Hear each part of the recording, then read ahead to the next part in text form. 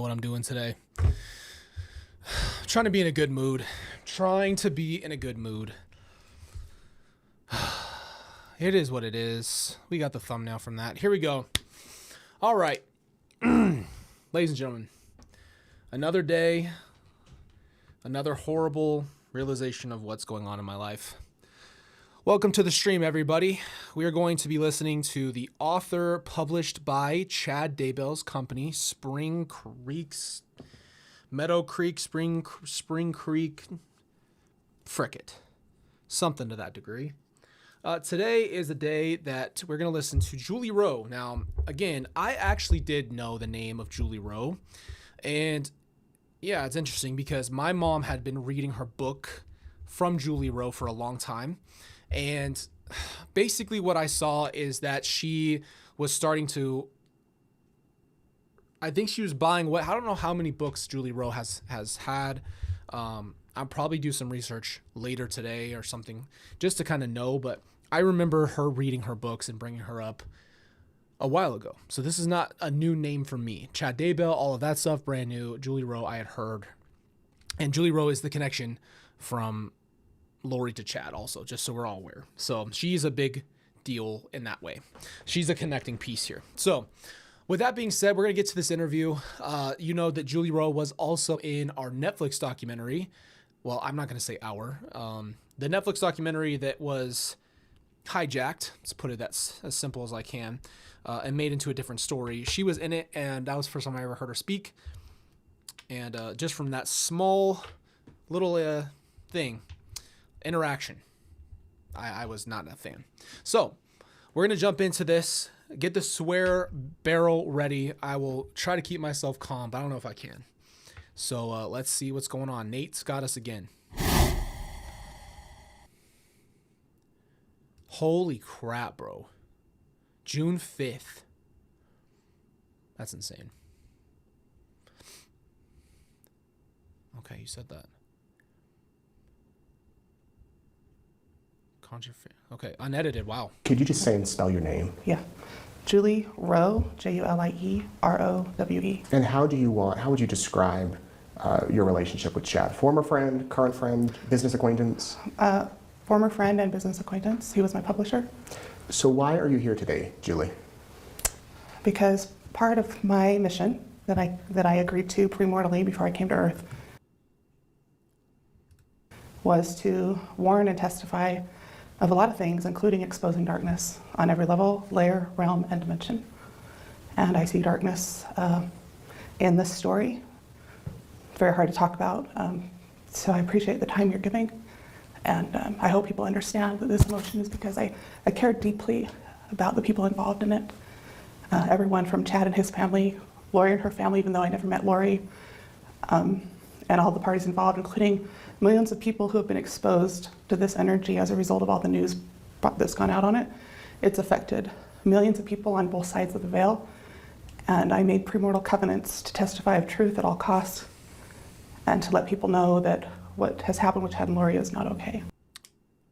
Okay. Well, let's just clarify something. If they're referring to the veil would be heaven or the spiritual realm. And I think that they're a little too preoccupied to be truly affected by everything that's going on earth. I'm not saying that like when Jesus was here, there wasn't effect in heaven, but yeah, I mean, all right. I'm just going to keep my opinions to myself for this one in that regard. For those not familiar with the words premortal, you mean before this life on Before Earth. this life. We lived in spirit realm. I have memory of it. I had a near-death experience in 2004. It's one of several that I've had. And that's how I know Same MO. Chad. He published my first 5 books. Yeah, talk about how you met Chad and Tammy. Did you seek them out because you had this experience? How did that work?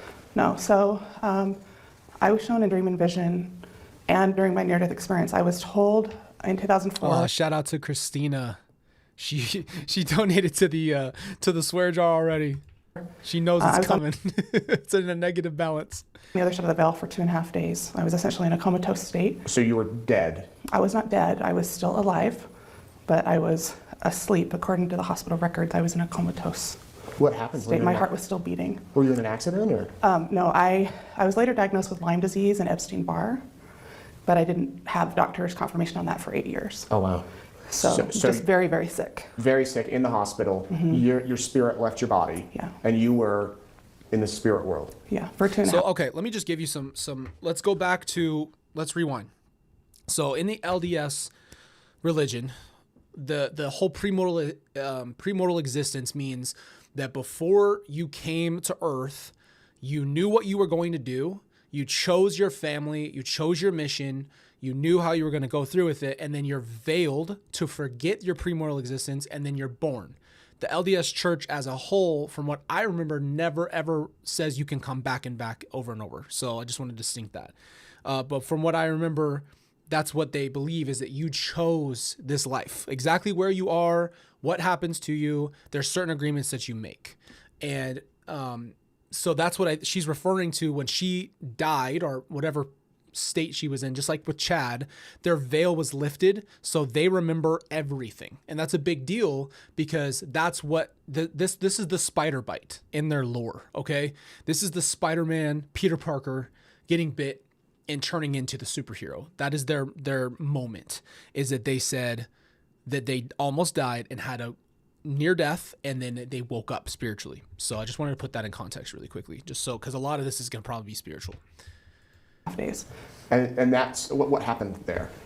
Well, maybe I should refer people to my book, New Revolution, where I talk about it. Oh, perfect plug. If you want to know more about this, hey, buy my new book. I got 6 of them, brand new, just dropped. You can go to Amazon. It's called New Revolution. But basically, I was given a tour of different parts of heaven and spirit realms, and different worlds or degrees of glory, if you will, and was shown some of my past lives as well as things in my current life. Okay, well, your credibility's out the window. Oh, I'm playing God of War right now, and a lot of this fantasy video game stuff is really leaking into these people, and I don't get it. I just don't understand. How are we getting tricked? I don't understand that. Happened when I was younger, had a life review. They took me through what we call the window of heaven, that's how I had access to some of these portals and things like that. And then they reminded me of some of the promises I made to my friends and family, including spirit family, that I would help prepare them for some of the things coming to the earth, including war in the United States. What is So you came back, your spirit. I'm so, we already talked about this the other day. The LDS thing with the United States is just always confused me so much. I understand that at some point there was settlement here in the United States. Do we not remember that the entire rest of the world exists, and Jesus did not land here in the United States? He didn't live his life over here. He was not here. He was on the other side of the world. So I don't know what it is with the United States specifically in all of this belief system. That's almost exactly what Chad was saying too. All these things about United States, how Utah is going to have the earthquakes and Rexburg's going to be the safe place. And it's like, it couldn't be anywhere else. I don't know. Spirit came back, Right. and then you met Chad, or? Yeah, so I didn't meet Chad and Tammy until the summer of 2014. Chad first contacted me in February of 2014. I was on the Avow website. I really only got on the dreams and vision part. I had a friend that was my Relief Society president when I was in the hospital as a member of the Church of Jesus Christ of Latter-day Saints. I was living in Overland Park, Kansas, and her brother-in-law happened to be my home teacher as well. So their family played an integral part in helping. So a home teacher, by the way, I just need to make sure we have context. That's the only reason we're stopping. A home teacher is somebody who comes to your house. I don't remember if it's more than, a few times a month or maybe once a month, but they come, they check on you. They're assigned by the ward of the church to, I'm trying to fix this. They're assigned by the church to come to your house, check on you, and then do lessons with you. And a lot of times they'll bring you like cookies and stuff like that, but that's what that is. So that would make you obviously make you closer. You would see them more often. Me and my family when I got really sick, and she was only one of a few people that knew that I'd had this near-death experience for a long time. And when I came back and I started to wake up and work through what had happened to me and the trauma and all that, I started opening up to her more and told her about the dreams that I'd had, the night visions, the memories I had of what they'd shown me. And, I would cry to her about, some of the heartache that I saw coming to the world. And so that was in 2004 in September. And then I had another near-death experience a month later in October. And so she knew about that, and she told Nate, I can't believe it. I don't know, man. I don't know how I could sit through this. Christy said, donating to the swear jar for myself. All the words are going through my mind to listen to this woman. I agree with you 100%. And thank you, Christy. told me about a vow. I think it was probably 2006 or 7. And I got on under my own name because I'd never been on an online forum.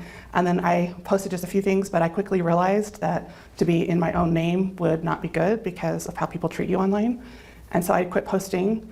And then several years later, in 2013, I was prompted again to sign up again.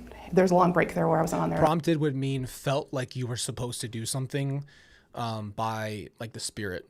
That's what prompting would mean. So meaning it's not just you. It's like, I feel like I need to do this thing.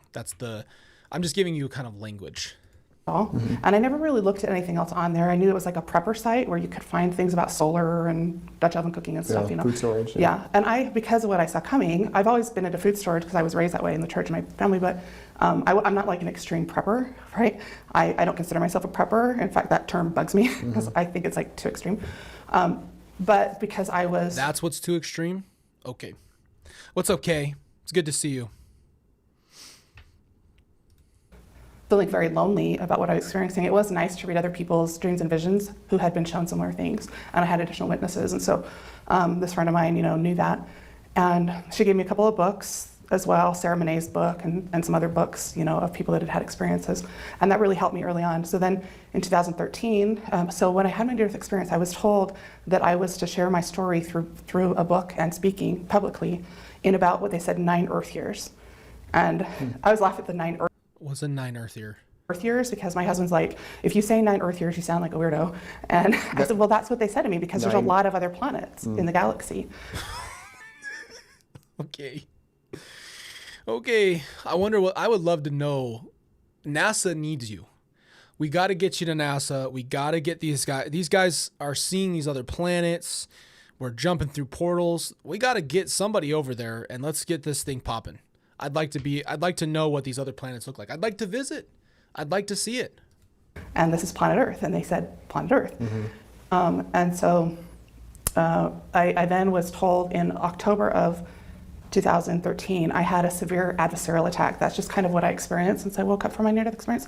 For me, it's very physical. In fact, last night, because of this interview, I was up half the night just being physically attacked, very physical. Like physically? Like yes. By things you see? By demons and unclean spirits, yes. And they're attacking?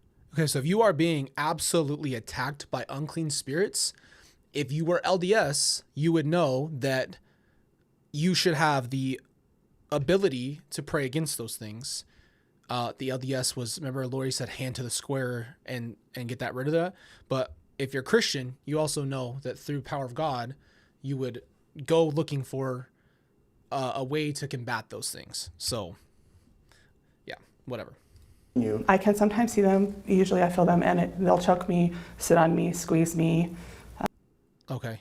That made me think of the Black Bride, but I'm actually scared of the Black Bride, so I'm not going to go down that road. But in Insidious, the scary movies, the whole point is they open a door to the spirit realm. I'm not going to scare you, I promise. I'm just going to give you context. And in that movie, they open the door to the spirit realm, and these spirits can physically attack you. It's not super common. I don't think it is. I don't know. I'm not an exorcist or something of that nature, so I couldn't really speak to this. But yeah, if she's seeing stuff, we gotta figure that out. Punch me, yeah. There will be people that hear that and think you're crazy. Yes, they will, but people already think I'm crazy, so they can think what they want. Yeah. So, and I'm not discounting your experience at all. There will be people watching this saying, how does that happen to her and nobody else? Right. It does happen to other people. They just don't talk about it. Okay. Yeah. So you have your near-death experience. Chad reaches out to you through the AVAL website when you get back on. In February of 2014, and says, we should write a book together? Right. Well, in October 14, I had this attack, and I was actually at a restaurant, and I'd been having dreams about the books again, and the Spirit had been telling me it's coming soon. And I would ask, in my mind as I talked to the Lord, well, when? Because it's been about 9 years. And they just said, sometime after the first of the year. Who's they? He will contact you. You don't need to worry about it. I wasn't given his name. I could just see him in my mind's eye. Chad. And I was told, you'll know, and he'll find you. Don't worry about it. So I didn't ever do anything to try to publish my book or anything. But when I had this, that had been going on for a couple days. When I had this attack, I was at a restaurant and I went into the restroom because it got so severe. I was just trying to get away from the group that I was with so I could kind of work through the energy that was happening. And I ended up very, very sick, throwing up in the restroom, and it got worse, and I ended up basically collapsing on the floor of the restroom bathroom. And that's when I heard very clearly, "Have no fear." And I said, "Why does this keep happening to me?" And what I heard was an audible voice that said, "Don't ask why, ask what, and ask how." All right, I gotta address something, and I'm just gonna say it because it needs to be said. I do not like how a lot of people who are talking of spiritual things use their tears to invoke emotion rather than the movement of the spirit. Those are not the same thing. Feeling something and the spirit are completely different. Emotions can cause you to think you're feeling something. A movie can invoke emotion. A beautiful painting can invoke emotion. I don't know. You cry when you cry. I don't like when somebody takes their tears, just like Melanie Gibbet did at the end. I'm not saying they're fake, but what I am saying is they're strategic. And when it comes to these ideas where you're talking about something like God and somebody always breaks into tears every time, I just want to separate the two things, because I don't like using the emotional side to always portray God, because I don't know. I see that way too often. You to learn, and how are you to serve? And at that moment, I said that in my thoughts, and I felt this swishing energy, and I felt this light come in, and the demon or whoever it was that had me around the neck, I felt it release, and I had some interesting visuals about light warriors that came in, and there. So Kay just said that Julie Rowe tried to get into Chad's trial and got booted. Too much energy in there. You don't want portals would start opening up, and it wouldn't have been good. They can't be together. They're too powerful. There's basically a battle going on right there in that bathroom. Between light and dark. Yes. And with the gifts that I have, because of stuff in there, bro. My veil being thin, I don't see everything, but often they will show me quite a bit, and it's pretty sci-fi. It's pretty crazy stuff. The veil really is a blessing for people. So anyway, that's the background. So I knew it was coming, I just didn't know when. And then he private messaged me. I was prompted to post more about my dreams and visions, and started posting about my near death. And then he found me, and in February he messaged me, private message, said, "I'm an author and publisher, would you be interested in doing a book?" And I saw his picture, and he looks different than what I had in my mind's eye. They showed me like a different look, because his picture was earlier. So actually he looked like what I saw when I met him in the summer of 14. Oh, how convenient. So his picture was different, but then when you actually saw him, you realize, oh, you've seen this guy in my visions and in my dreams. But I wrote my first book in 6 weeks. So we started it in March. I gave him the first draft in 3 weeks. I went to Grand Canyon with my family for spring break for 5 days.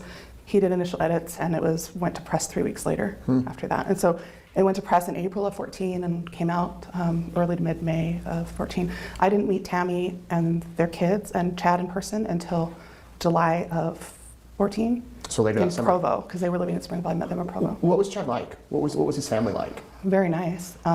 Socially introverts, all of them. Very, very kind of quiet people. The contrast in energy was kind of crazy, because my kids and I, and my husband we're pretty talkative, loud people, you know? So our family cultures were like opposite. I would say honestly they're socially awkward, but really nice people. Really, really nice people. And from what I understand, your first book did pretty well. Yeah, I'm not sure how many copies we sold. Thousands. Enough to write more. Yeah, I had my second book that went to press. So on that trip where I met them in person, after my book went to press, it had only been out a month. You guys are so awesome, man. I've been seeing a few more swear jars.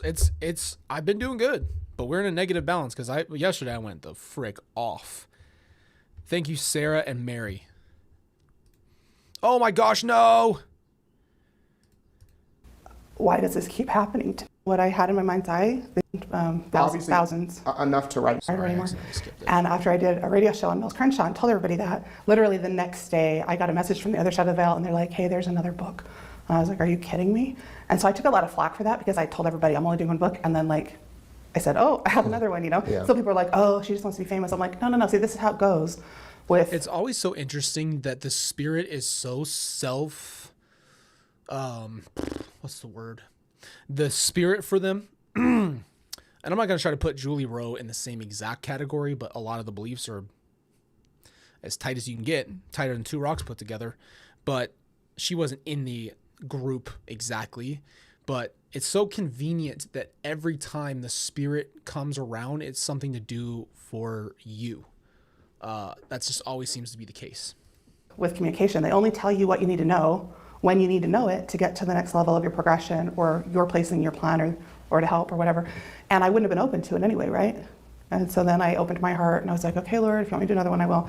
And that book came out October 15th. It took me 8 weeks to write. That same year? The same year. And you worked with Chad on that one. Mm-hmm. Now, how many books did you write with him?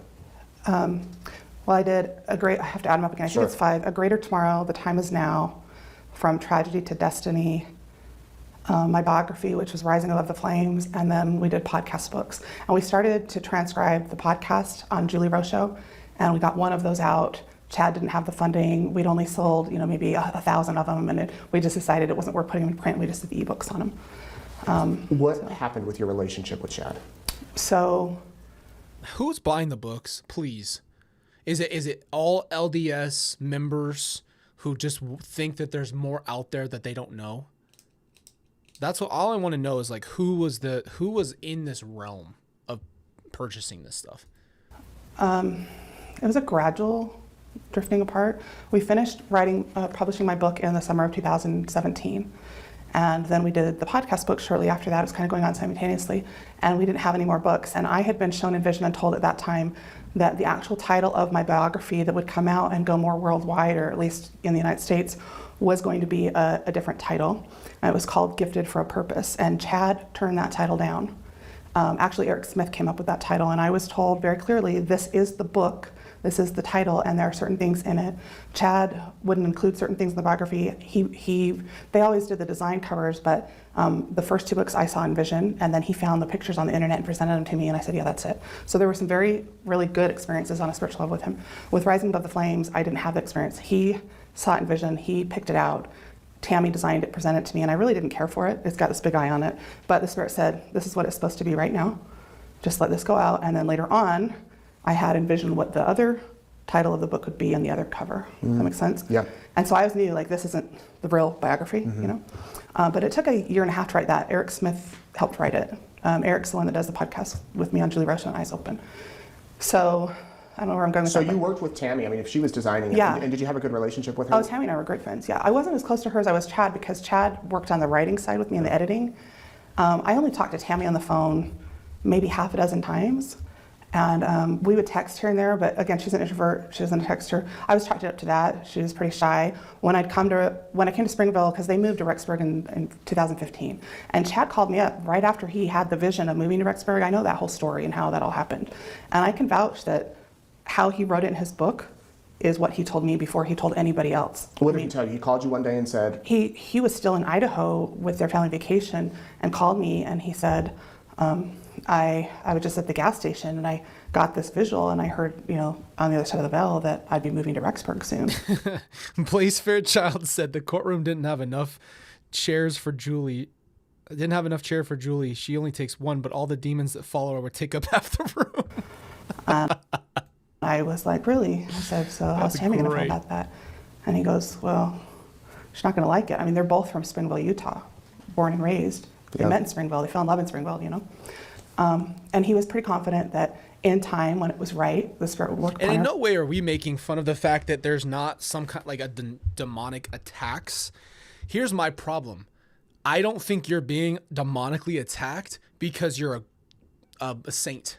I think it's actually you opening doors to the demonic of what you're doing, and you're playing with fire, and so fire's coming back. That's why you're being so tortured. That's my personal opinion. Can you imagine having her give you all the, I'm hearing everything you're telling me vibes?